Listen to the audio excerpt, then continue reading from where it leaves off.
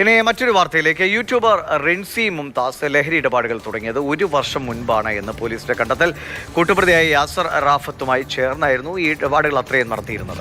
പ്രതികളെ അന്വേഷണ സംഘം ഉടൻ കസ്റ്റഡിയിൽ വാങ്ങും. എസ് രാഗിൻ വിവരങ്ങളുമായി നമുക്കൊപ്പം കൊച്ചിയിൽ നിന്ന് ചേരുന്നുണ്ട്.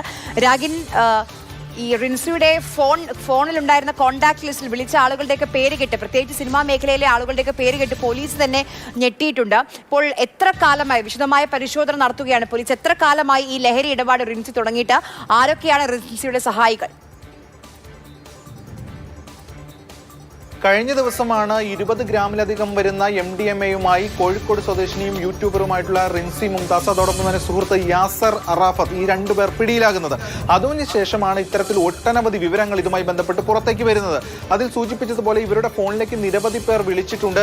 അതൊക്കെ എന്തിനായിരുന്നു? താരങ്ങളടക്കമുള്ളവരാണ് വിളിച്ചത്, യുവതാരങ്ങളടക്കം. അതൊക്കെ എന്തിനായിരുന്നു എന്നതാണ് പോലീസ് പ്രധാനമായും പരിശോധിക്കുന്നത്.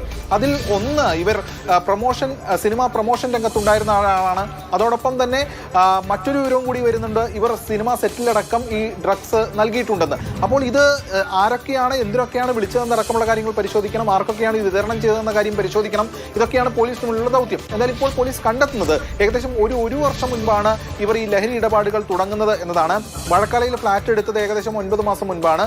ഈ യാസർ റാഫത്തുമായി ചേർന്നുകൊണ്ടാണ് ഈ ഇടപാടുകൾ അത്രയും പ്രധാനമായും നടത്തിയിരിക്കുന്നതെന്നാണ് പോലീസിന് കിട്ടിയിരിക്കുന്ന മറ്റൊരു വിവരം. അതോടൊപ്പം തന്നെ ഈ യാസർ റാഫത്തിനെ സിനിമാ മേഖലയിലും ഈ റിൻസി പരിചയപ്പെടുത്തിയിട്ടുണ്ട് എന്ന് അന്വേഷണ സംഘത്തിന് ബോധ്യമായിട്ടുണ്ട്.